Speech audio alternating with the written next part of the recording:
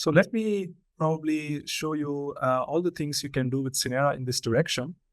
And as a first thing, the unique way how Synera helps to even think of using these models is through our cloud connectivity. So a lot of these LLM models, so when we talk about generative AI, we usually talk about large language models like the very famous OpenAI, Meta, and things like this. And through Synera, you can access any cloud API-based enabled LLM. So these are like OpenAI, Zoom, Monolith, Meta for any kind of tasks. And all you have to do is just read through the documentation of their APIs. And once you get an understanding of the API of these models, we can connect it back into Synera workflows so that they can handle file formats and data types like JSON, CSV, and other things. And the really cool thing is these LLMs are also multimodal. That means they can write text, they can understand text, they can look at images, create images. They probably can also write code. So they can do a lot of these tasks, and all of these tasks are also possible through these LLMs inside Synera. And this is what I would like to show next in a couple of demos. And the first thing, as some of you are already interested, is how can tools like ChatGPT help in reporting? So here I have a simple reporting workflow that probably many of you are already familiar with. And the process looks something like this. So I have a same bearing body. I took some screenshots. I also do a FEM analysis. I collect some information that I want to be in a report. And I have to do a simple step wherein I have to pre-process these data for LLM, which is just basically putting all together in one, let's say, dictionary or something like that.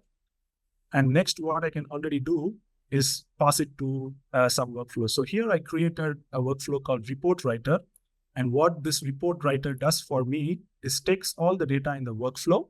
And if I give it the proper, let's say, web client, that is my web password, in the sense the client of the API, it can already do this. So let me maybe trigger the workflow here. So once I trigger this, the model already starts writing, and I will see all the outputs back from there. So what this model did was it looked at the FEA model, and it basically wrote me some text like, this is the model, this is the possible introduction for your report, this is the description about material, this is how the boundary conditions are in the model. And also it interprets the FEA results. So it says there is a maximum displacement occurring at this values. The one missile stress is concentrated at this region. And all of this is something that we as engineers have to write through words. And with LLMs, we can automate these tasks, which are usually very good at such tasks. And then we can basically pass it on to a reporting workflow.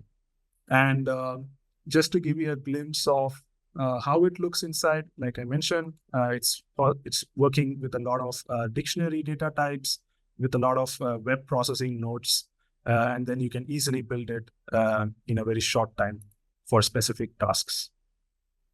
And the next thing I want to show that's already really cool, like I mentioned, is these LLMs have the capability to also see and look at things and take some decisions. And that's why I have another demo here of how we can use the vision capabilities of these LLMs. So I have two, let's say, LLMs here, LLM workflows. So one is to really look at part and classify what kind of part it is. And the next one is to look at a part and say what kind of manufacturing technique is most suitable. And I have a bunch of geometries that look different, are done through different manufacturing techniques. So let's try to give it the first part, which is this. As we know, for our eyes, it's a circular bearing. But let's see, and we also probably know the kind of manufacturing technique we have to use, but let's see what these LLMs can say. So it already identified it's a circular bearing housing.